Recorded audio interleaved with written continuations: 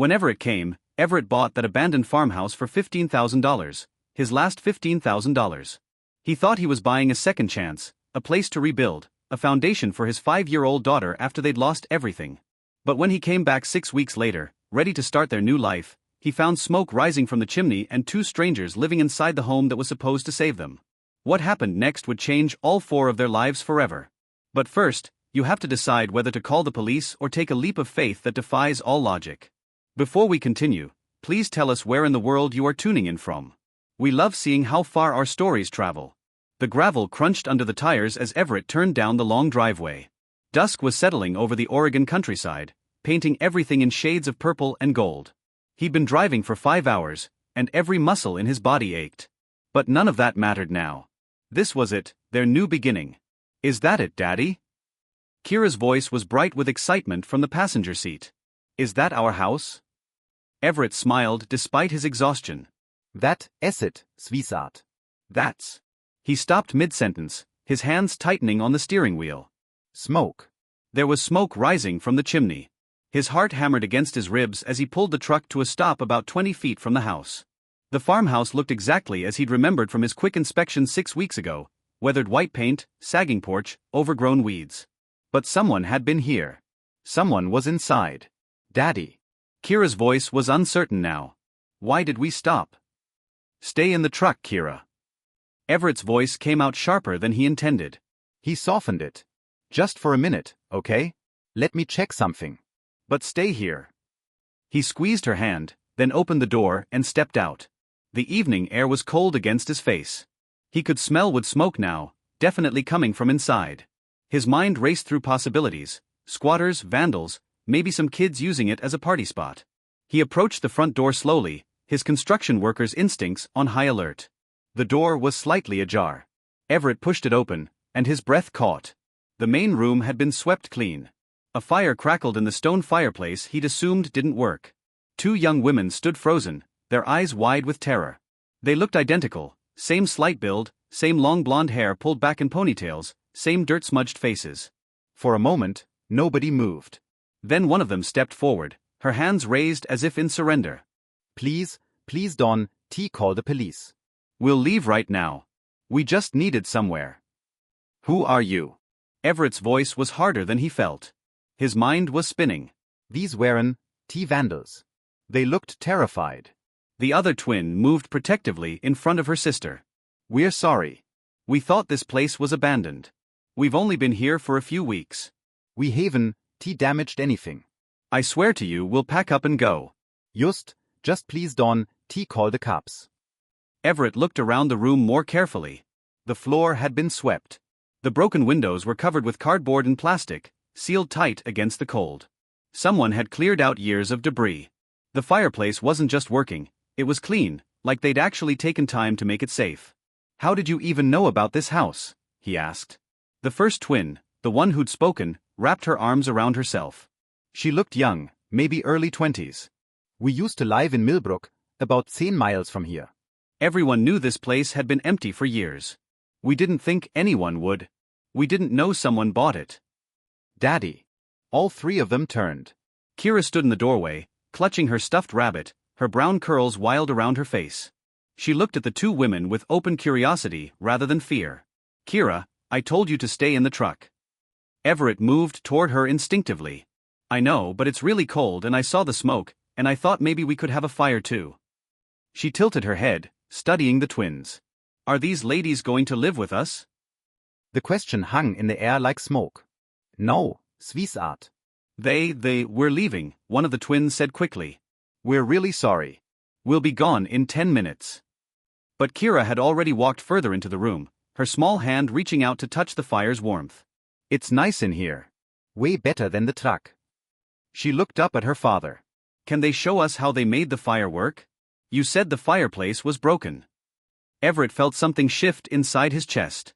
He looked at his daughter, this little girl who'd lost her mother 8 months ago, who'd slept in a motel room for weeks, who'd watched their entire life get sold piece by piece, standing there with such simple, uncomplicated kindness. Then he looked at the 2 young women, really looked at them. They were terrified, not just of him, but of something deeper. He recognized it because he'd seen it in his own mirror for months. The kind of fear that comes from having nowhere to go and no one to turn to. Sit down, he said quietly. The twins exchanged glances. Please, Everett added. Just sit. Let's figure this out. 20 minutes later, they were all sitting around the fire. Kira had curled up against Everett's side, fighting sleep but determined to stay awake for whatever happened next. The twins sat across from them, perched on the edge of an old crate like they might need to run at any moment. I'm Autumn, one of them said softly. This is my sister, Willow. We're twins. Obviously. Obviously, Kira murmured sleepily. And despite everything, Autumn smiled. I'm Everett. This is Kira. He paused. Tell me how you ended up here. The twins looked at each other in that way twins do, some wordless communication passing between them. Then Willow spoke. We grew up in Millbrook, just the three of us, me, Autumn, and our mom. Our dad left when we were babies, so Mom raised us alone. She worked 2 jobs most of our lives. Willow's voice was steady, but her hands were clasped tight in her lap. We both got scholarships to Oregon State, full rides. Agricultural science for Autumn, business for me. Mom was so proud. Autumn picked up the thread. We graduated last June. Everything was perfect. We had job offers, plans. Then in August, Mom had an accident at work, a machine malfunction at the processing plant where she worked nights. Something about a safety guard that wasn't maintained properly. Her voice dropped. She survived, but her spine was damaged. She couldn't work anymore. Everett felt Kira's weight grow heavier against him as she drifted toward sleep. He shifted her gently, listening. We came home to take care of her, Willow continued. Turned down the job offers. We thought it would be temporary, you know, that she'd heal, that the company's insurance would cover it. She laughed, but there was no humor in it. We were so naive. The company fought the claim, blamed her for the accident, said she violated safety protocol. Meanwhile, Mom's medical bills kept piling up. We worked 3 jobs between us. I was at the feed store, helping with harvest work. Autumn waitressed and did bookkeeping for local businesses. But it wasn't enough. Willow's voice cracked. Mom's condition got worse in October, infection, complications. She spent a week in the ICU. She died October 23rd. The fire crackled in the silence that followed. We're sorry, Everett said quietly. The words felt inadequate. Autumn wiped her eyes quickly.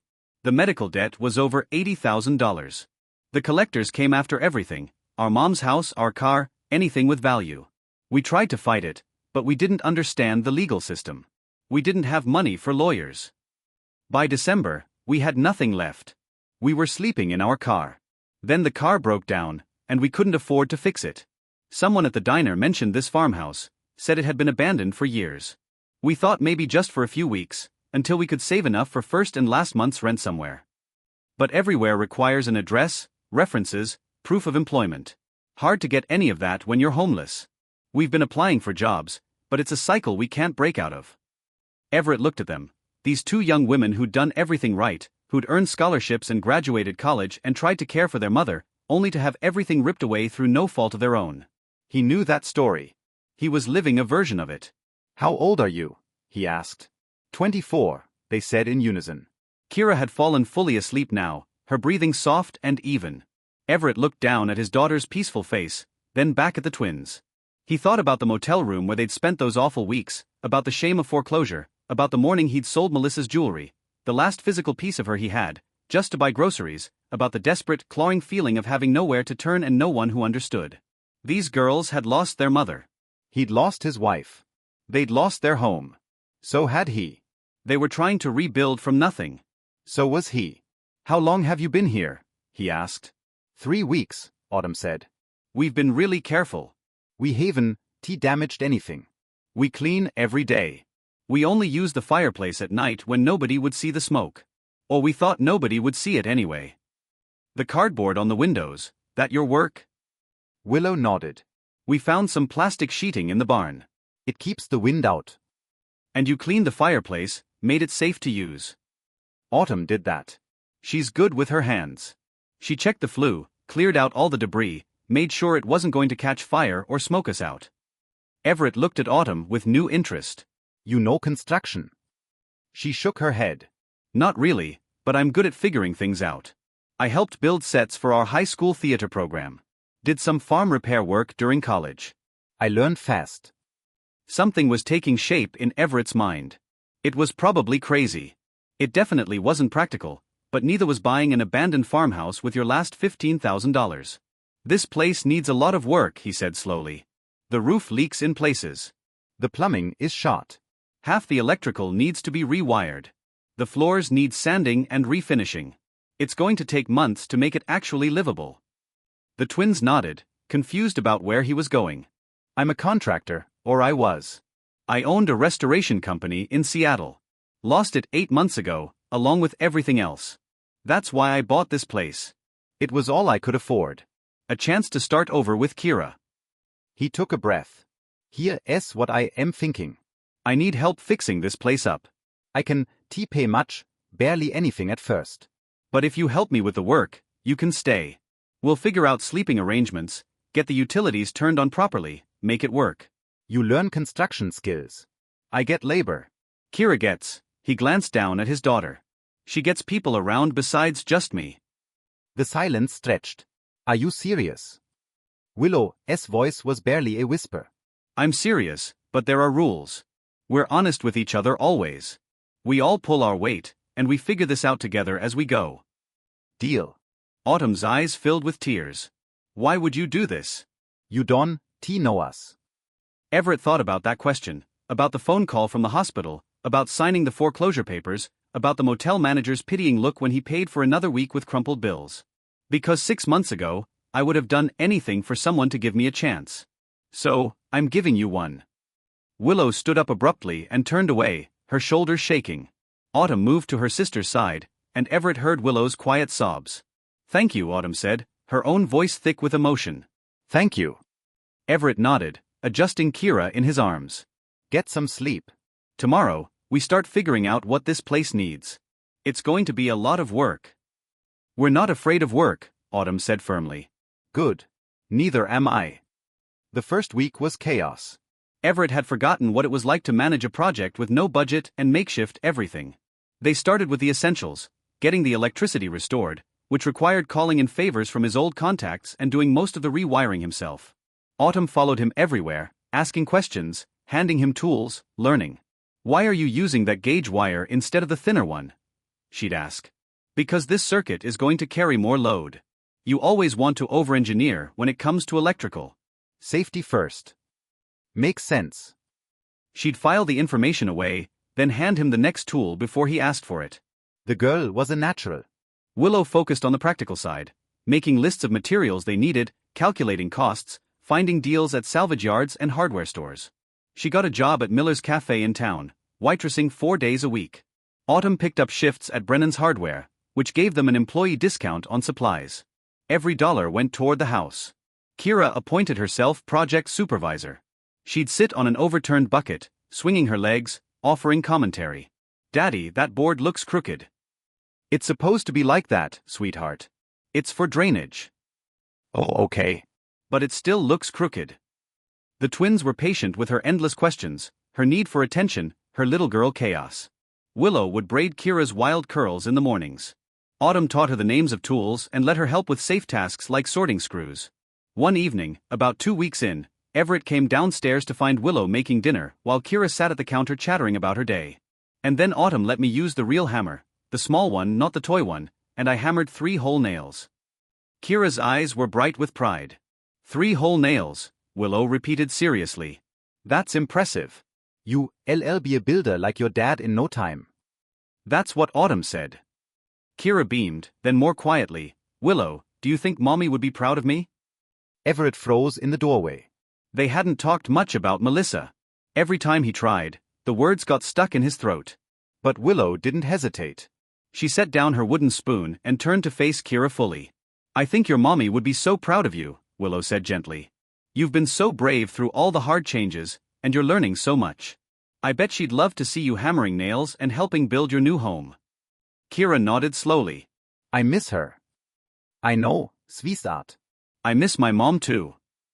She died too, right? She did, in October. Kira considered this. Does it get easier? Willow's eyes glistened, but her voice was steady. It gets different. You don't miss them less, But it hurts a little less over time, and you find ways to keep them with you. Memories, things they taught you, ways they loved you. Those things stay. Everett's throat tightened.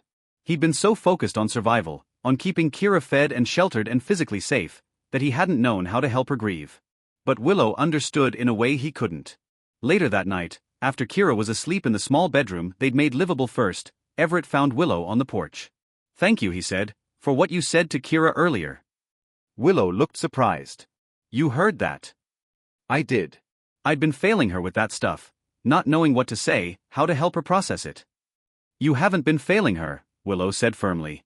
"You've been keeping her alive and safe and loved through an impossible situation. That's not failing." "She misses her mom." "I don't know how to be both parents." "You don't have to be both parents. You just have to be her dad. And you're doing that perfectly." Everett sat down on the porch steps. The night was cold and clear, stars scattered across the sky like spilled salt. "Tell me about your mom, if you want to." So Willow did. She told him about Sandra Hayes, who'd raised twins alone and made them feel like they had everything even when they had nothing. Who'd worked herself to exhaustion so her daughters could go to college. Who'd been so proud when they graduated that she cried through the entire ceremony. She was tough, Willow said, but also soft. You know, she'd work a 12-hour shift and still come home and make us elaborate birthday cakes from scratch.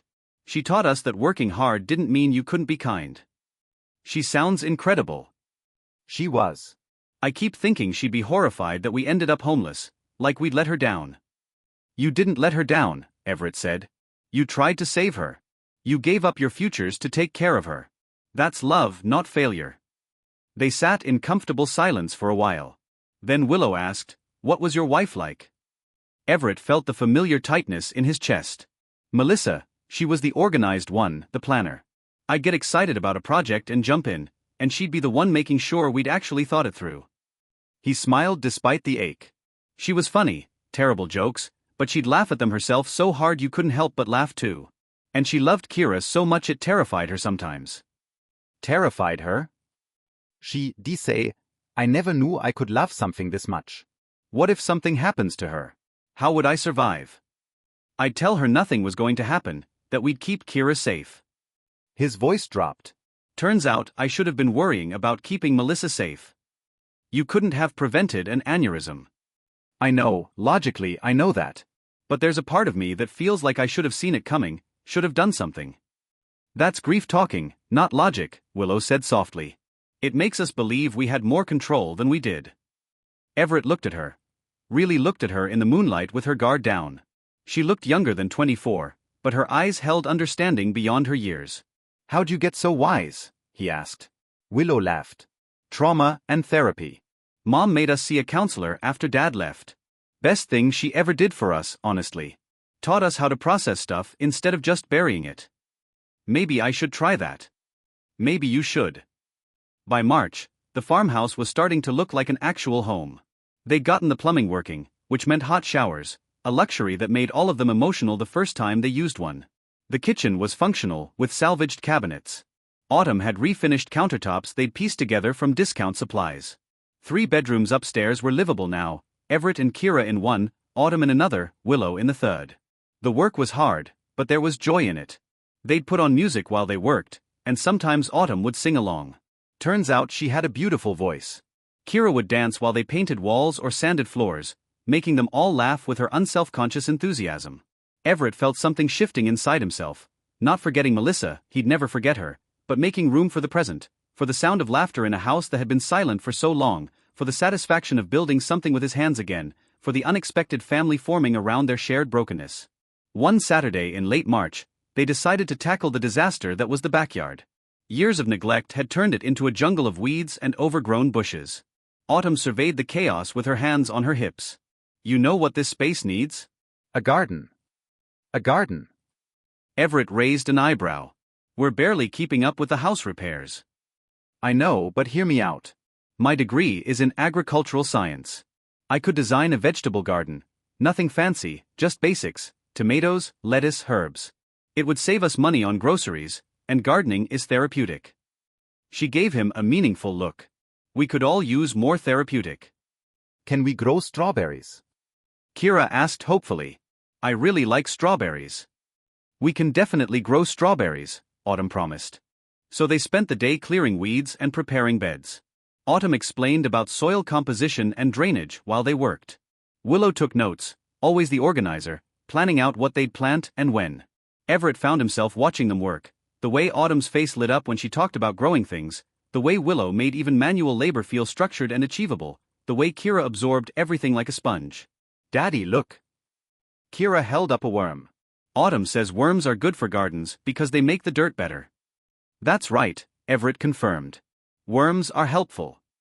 Everything's helpful if you put it in the right place, Autumn said, then catching Everett's eye, I think people too. That night, exhausted and dirt-covered, they ordered pizza, a rare splurge, and ate it sitting on the porch as the sun set. You know what I just realized? Willow said. 3 months ago, Autumn and I were sleeping in our car, terrified about where we'd end up. Now look at us. We have a home. We have work we're good at. We have, she paused, emotional. We have a family again. Autumn raised her pizza slice in a toast. To second chances and abandoned farmhouses. And to people who see strangers and offer help instead of judgment, Willow added, looking at Everett. Kira held up her juice box solemnly. And to strawberries. They all laughed. And Everett felt something warm spread through his chest. Not happiness exactly, he wasn't sure he was ready for that word yet, but something close. Something like hope. Spring rolled into summer, and with it came steady progress on multiple fronts. Everett's reputation in the construction world started to rebuild. He took on a small restoration project in town, a historic building that needed careful work. He brought Autumn with him, and she impressed the client so much they asked if she was available for other projects. She's got an eye for it, the client told Everett. And she's meticulous. You don't find that much anymore. By June, they had enough work lined up that Everett officially made Autumn his business partner. She cried when he told her. You don't have to do this, she said. You've already done so much for us. I'm not doing it for you, Everett replied honestly. I'm doing it because you're talented, and I'd be stupid not to recognize that. This is business. You earned it. Willow's catering side hustle was growing too. It had started with her making extra food and selling it at the farmer's market. Then someone hired her to cater a small party, then another. By July, she had regular clients and was seriously considering making it a full business. I'd need a proper kitchen though, she said one evening, reviewing her finances. The farmhouse kitchen is great for us, but if I'm going to scale up, I need commercial space. There's that empty storefront next to Miller's Cafe, Autumn suggested. I saw a for lease sign last week. They started planning, calculating, dreaming. Kira turned 6 in August, and they threw her a party in the backyard, now transformed by Autumn's garden into something magical. Kids from Kira's kindergarten class came, and their parents stayed, charmed by the unconventional household and the obvious love that held it together. Everett stood at the edge of the yard, watching Kira lead a game of tag, her laughter bright and unself-conscious. She's thriving, Willow said quietly, appearing at his elbow. She is, because of you and Autumn. The way you both just stepped into her life and loved her without hesitation. It wasn't hard to love her. She is incredible. She is, Everett agreed. Then, before he could stop himself, so are you. Willow turned to look at him, surprise and something else, something warmer, in her eyes. Everett felt his face heat. I just mean you're good with her, and you've been good for both of us. I don't know how to thank you properly. You already did, Willow said softly. You gave us a home when we had nothing. You can't outthank that, Everett. They stood there, the sounds of children playing and summer insects buzzing around them, and something unspoken hung in the air between them. Later that night, after all the guests had left and Kira had crashed hard from sugar and excitement, Everett found Autumn sitting on the porch. Need some company? He asked. Always. She patted the step beside her. They sat in comfortable silence for a moment. Then Autumn said without preamble, You should tell her. Everett's stomach dropped. Tell who what? Willow. That you have feelings for her. Autumn smiled at his panicked expression. Don't look so terrified. I'm not mad about it. I am not. Please, I'm her twin. I notice everything. And for what it's worth, she feels the same way. She does. The hope in his voice was embarrassing. She does, but she's too scared to say anything because she doesn't want to mess this up. What we have here, this household, this family, it means everything to her, to both of us. She'd rather swallow her feelings than risk losing this. What if acting on it does mess things up? Autumn turned to look at him directly. What if it makes things better? Everett, you gave us our lives back. You didn't have to do that. You chose to when you could have easily called the cops that first night. You saw two desperate people and decided to help instead of punish. That says everything about who you are. I was desperate too. I recognized it. Exactly. You understood what we needed because you needed the same thing. And we've built something real here. Something good. Don't you think you deserve to have something good for yourself too? Everett thought about Melissa, about the guilt he still carried, about whether it was too soon or if there even was a right time for these things. I don't know if I'm ready, he admitted. That's fair. But maybe ask yourself, will you ever feel completely ready? Or is there always going to be some reason to wait? Autumn stood up, stretched. Just think about it. And for what it's worth, Melissa sounds like she was amazing. But I don't think amazing people want the people they loved to be alone forever. She went inside, leaving Everett with his thoughts. 2 days later, Everett found Willow in the kitchen late at night. She was recipe testing, surrounded by ingredients and notes. Couldn't sleep? He asked. Too many ideas bouncing around. She gestured at the chaos. I'm trying to perfect this herb focaccia for a client. Want to be my taste tester? Always. She cut him a piece of bread, still warm from the oven. It was incredible, crispy on the outside, fluffy inside, flavored with rosemary and sea salt. This is amazing, Everett said honestly. You think? Willow looked pleased. I've been working on it for weeks. It's perfect. Your clients are lucky. They fell into the easy conversation that had become natural between them, talking about the business plans, Kira's upcoming school year, a project Everett was bidding on. Then Willow said, "Can I ask you something personal?" Of course. Do you think you'll ever, do you think you could ever? She stopped, frustrated with herself. Never mind. It's not my business. Willow. Everett set down the bread. His heart was pounding, but Autumn's words echoed in his head. What were you going to ask? She took a breath. Do you think you could ever be open to having someone in your life again? In a romantic way, I mean. Or is that something that feels impossible after losing Melissa? The question hung between them. Everett could have deflected, could have given a safe, vague answer. But looking at Willow, this woman who'd been vulnerable with him from the start, who'd helped his daughter grieve, who'd become essential to his daily life, he chose honesty instead. 6 months ago, I would have said impossible, he said carefully. I couldn't imagine feeling anything but grief. But lately, he met her eyes. Lately, I've realized that grief doesn't mean you stop living. And maybe Melissa would want me to keep living, really living, not just surviving. She sounds like she was a wonderful person. She was, but she's gone. And I'm still here. And so is Kira. We deserve to move forward. That doesn't mean forgetting. It means making room for new things alongside the memories. Willow nodded slowly. When my mom died, someone told me that the people we love don't want us to stay frozen in our grief. They want us to take all the love they gave us and use it to build new lives. I didn't believe it at first, but I think it's true. I think so too. The kitchen was quiet except for the old clock ticking on the wall. Then Willow said very softly, I have feelings for you, Everett. I have for a while, but I didn't want to say anything because I was afraid it would ruin everything. This household, this family we've built, it's too important to risk. Everett's heart felt too big for his chest. What if it doesn't ruin it? What if it makes it better? You really think that's possible? Instead of answering with words, Everett reached across the counter and took her hand. Her fingers were dusted with flour, warm from working. I think you're one of the best people I've ever met. I think you walked into my life, literally you were already here, at the exact moment I needed someone who understood what loss felt like. I think Kira adores you. I think you're building something incredible with your business. And I think I'd be an idiot not to see what we could be together. Willow's eyes filled with tears. I'm scared. Me too. But maybe we can be scared together. Take it slow. See what happens. But at least be honest about what we're feeling. She squeezed his hand. I'd like that a lot. They stayed like that for a long moment, hands clasped over a counter covered in flour and recipe notes, in a kitchen in a farmhouse neither of them had planned to call home. So, Willow said eventually, a smile breaking through, want to help me finish this focaccia? I have 3 more variations to try. Everett laughed. I can't think of anything I'd rather do.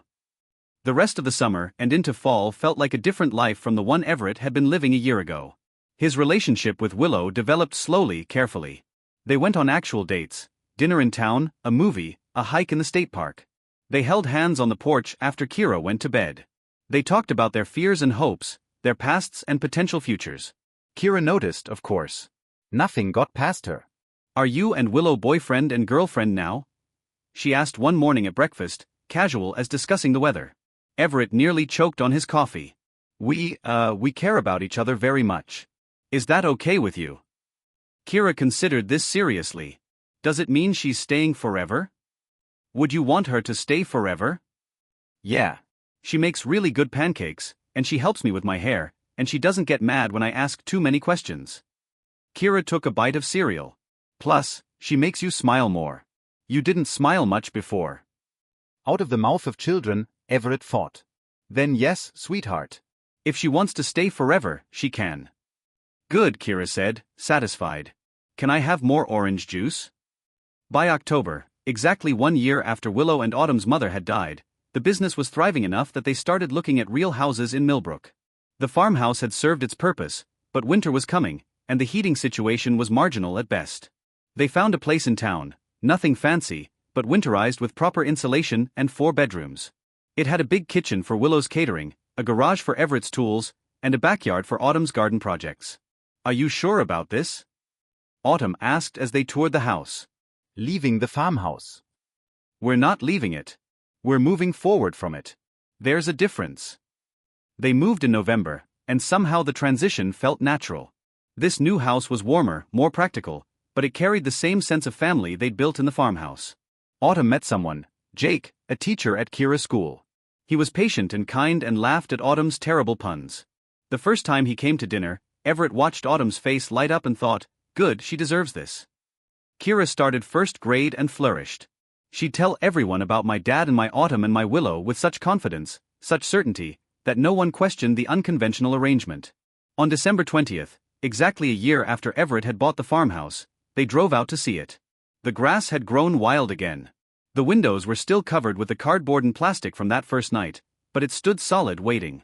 Should we sell it? Willow asked from the passenger seat. Everett thought about the question, about the terrified young women he had found inside, about the decision to help instead of punish, about everything that had grown from that single choice. Not yet, he said. Maybe someone else will need it someday. Someone like we were, desperate, broke, trying to rebuild. Let it be there for them. That's beautiful, Autumn said from the back seat, where she sat next to Kira. Daddy. Kira's voice was thoughtful. That's where we became a family, right? In that house. Everett met Willow's eyes, saw his own emotions reflected there. Gratitude, wonder, love. Yeah, sweetheart. That's exactly where we became a family. Even though it was an accident, even though you didn't know Autumn and Willow would be there? Especially because of that, Everett said. Sometimes the best things in life aren't planned. Sometimes you just have to walk through the door and see who's waiting on the other side. In January 2025, Everett and Willow got married in a small ceremony at the town hall. Autumn was the maid of honor. Kira was the flower girl and took her job very seriously, scattering petals with intense concentration that made everyone laugh. It wasn't a fairy tale. It was better than that. It was real, built on shared trauma and hard work and the choice to keep showing up for each other every single day. Autumn and Jake got engaged in March. They talked about staying in Millbrook, about building something together the way her sister had. The business continued to grow. Kane and Hayes Restoration had a reputation now, quality work, fair prices, attention to detail. Willow's catering operation, Wild Herb Kitchen, had a waiting list of clients. They were building something real, something lasting. One evening in late March, almost exactly 2 years after that first night, Everett found himself on the porch of their proper house in town. Willow sat beside him, her hand in his. Through the window, they could see Autumn and Jake playing a board game with Kira, everyone laughing at something. You ever think about how different things could have been? Willow asked quietly. If you'd called the police that night. Sometimes, Everett admitted, but I try not to. What's the point? This is where we are. This is what we built. We built something pretty amazing. We did.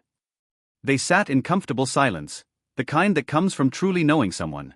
Then Willow said, "Thank you for seeing us when you could have just seen trespassers." Thank you for being brave enough to still be there when I arrived, for not running before I pulled up. Where would we have run to exactly? We all needed each other, even if we didn't know it yet. Inside, Kira's laughter rang out, bright and joyful. She was 7 now, tall and confident, with her mother's curiosity and her father's determination. She had Autumn teaching her carpentry and Willow teaching her to cook. She had a father who'd walked through fire and come out still capable of love. She had a family she didn't question because love, to her, was just what you did for the people who mattered. Have you ever experienced a moment that changed everything? A decision that seemed small at the time but ended up reshaping your entire life? Sometimes the people we're meant to find aren't the ones we go looking for. They're the ones already waiting in the places we're brave enough to call home. If this story touched you, if you believe in second chances and the families we build from broken pieces, leave a comment below.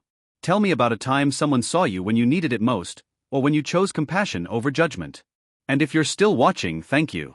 Subscribe for more stories about the unexpected ways we find each other and the courage it takes to rebuild. Because sometimes the best homes aren't the ones we planned for. They're the ones we discover when we're brave enough to walk through the door.